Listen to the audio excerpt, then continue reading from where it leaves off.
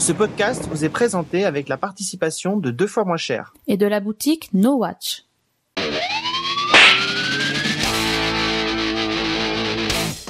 Salut à tous et bienvenue dans Slap, le podcast qui claque pour ne rien rater de l'actu des séries. Cette semaine, Slap vous parle d'un remake très attendu, d'un écrivain très têtu et d'un flic très bourru, le tout agrémenté de quelques news des grands networks américains. Oh. Ça va mal chez NBC. La chaîne qui enchaîne les mauvaises audiences cette saison a décidé de frapper très fort. NBC a en effet totalement remanié sa grille de programme pour janvier. Résultat, 67% de la grille va être modifiée, du jamais vu. Des séries vont changer de case, c'est le cas par exemple de Harry's Law ou de Up All Night. D'autres sont en longue pause comme Community. Et enfin d'autres sont annulées. Et c'est malheureusement Prime Suspect, la très bonne série policière avec Maria Bello qui en fait les frais. Elle disparaîtra des écrans à l'issue de la diffusion du 13e épisode. Oh non, c'est pas possible, ils vont encore tuer Kenny! Comedy Central a en effet annoncé le renouvellement de South Park pour 3 saisons supplémentaires. La série animée arrivera à 20 saisons et continue à être écrite et réalisée par les mêmes personnes, Matt Stone et Trey Parker. Certains pourraient en prendre de la graine, comme par exemple la showrunner d'Alcatraz et co-créatrice de la série, qui a décidé de se faire la belle à cause de différences artistiques alors que la série n'a pas encore été diffusée. Showtime vient d'annoncer le renouvellement de Dexter pour une saison 7 et une saison 8. La chaîne a été encouragée par les bonnes audiences de la saison 6, actuellement en diffusion tous les dimanches soirs. 12 nouveaux épisodes composeront chacune des 2 saisons qui seront diffusés respectivement en 2012 et 2013. C'est officiel, Ricky Gervais présentera les Golden Globes l'année prochaine. Pour rappel, les Golden Globes sont des récompenses décernées aux États-Unis par la presse étrangère aux meilleures fictions et aux meilleurs comédiens du petit et du grand écran. Ce n'était vraiment pas certain que Ricky Gervais présente à nouveau la cérémonie, car l'année dernière, sa prestation avait fait grincer pas mal de dents. En effet, souvenez-vous, l'acteur de The Office n'avait pas hésité à se moquer de toutes les stars de la télé. La cérémonie cette année aura lieu le 15 janvier et les nominations seront connues à la fin du mois de décembre. I can always block the blow, or I can counter it with it. C'est une mauvaise nouvelle pour les fans de séries françaises. Si, bien sûr que ça existe. Mais la nouvelle direction de Arte a décidé d'annuler les 3 séries en diffusion la saison dernière. Ainsi, Les Invincibles n'auront pas de saison 3, alors qu'il en existait une au Canada, pays d'origine de la série. Fortune, la série n'a pas rapporté fortune à la chaîne, justement. Donc, pas de saison 2. Quant à Xanadu, on aurait pu penser que la série aurait une seconde saison, mais Bertrand Meilleux a annoncé vouloir diffuser ces séries en prime time. Donc, bien entendu, Xanadu sur l'univers du X n'y a pas sa place, donc pas de saison 2. Okay. 2 ans après la saison 1, Braco, saison 2 est enfin diffusée sur Canal+, depuis le 21 novembre dernier. Dans cette nouvelle salve d'épisodes, Kaplan et son équipe doivent faire tomber une ancienne bande de militaires français, les Invisibles, de retour d'Ouganda, et bien décidés à se venger de ceux qui les ont laissés croupir dans les prisons africaines. Kaplan est donc chargé d'infiltrer leur bande, seule solution pour que lui et son équipe retrouvent leur liberté et leur poste de flic dont ils avaient été privés à la fin de la saison 1. C'est le scénariste de Un prophète et de La Commune, Abdel Raoud Dafri, qui a repris les rênes de cette saison, signant ainsi une partition avec une ambiance explosive. Totale réussite, cette saison s'inscrit parmi les plus grandes réussites en matière de séries françaises ces dernières années, à ne surtout pas rater.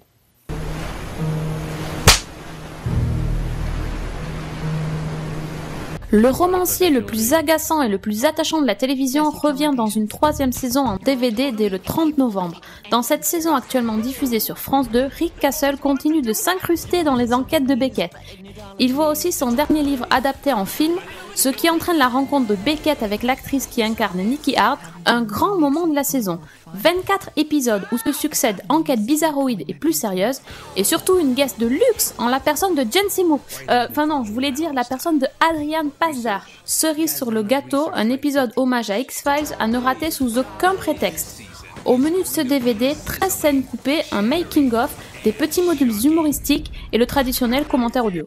Et maintenant, un message de notre sponsor. 2 fois moins cher, le site d'achat et de vente où la livraison est offerte sur des articles neufs ou d'occasion, entre particuliers ou avec des professionnels. Vous pourrez y trouver une large section DVD, Blu-ray et matériel vidéo. C'est une occasion en or pour dénicher les séries qui vous manquent. Cette semaine, Slap a choisi pour vous la saison 4 de Friday Night Lights en DVD.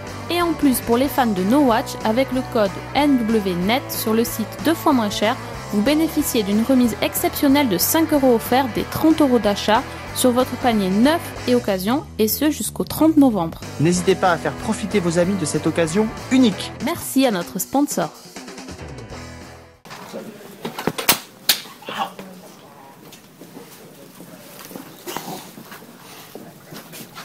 La star du rap 50 Cent va apparaître dans le spin-off de Bones, The Finder.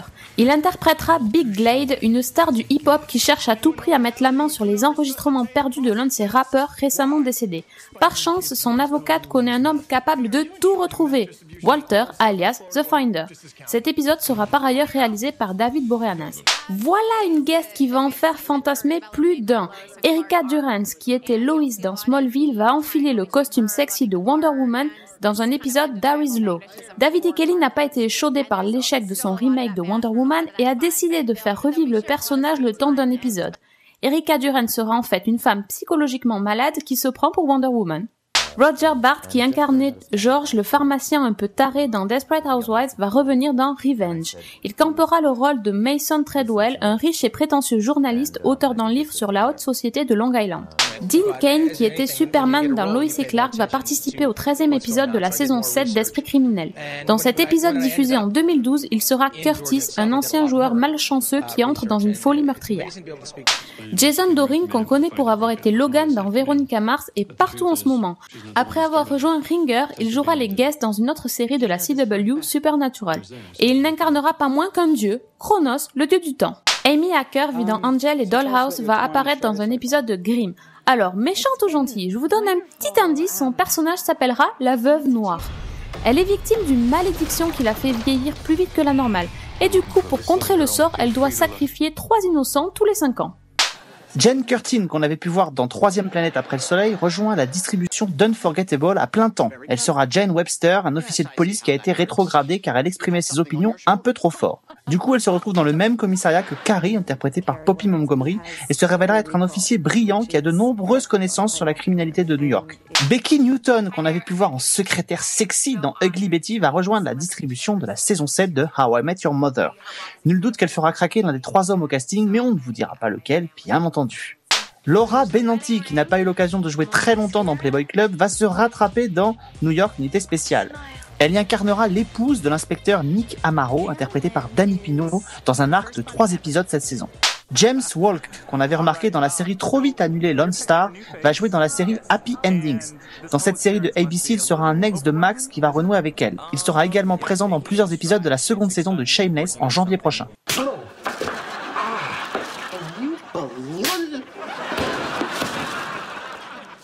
Notre tête à claque de la semaine, c'est David Copperfield. Oui, le magicien lui-même.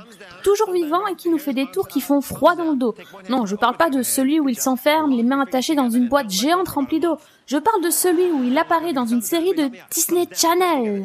Il va en effet jouer son propre rôle dans la série Les Sorcières de Waverly Place. Une grande série où 3 enfants découvrent qu'ils sont issus d'une lignée de sorciers.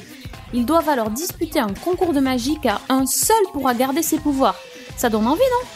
David Copperfield raconte qu'il est téléporté dans la série lorsque Harper devient Cendrillon et que des événements magiques se produisent. Alors vous attendez quoi pour regarder ?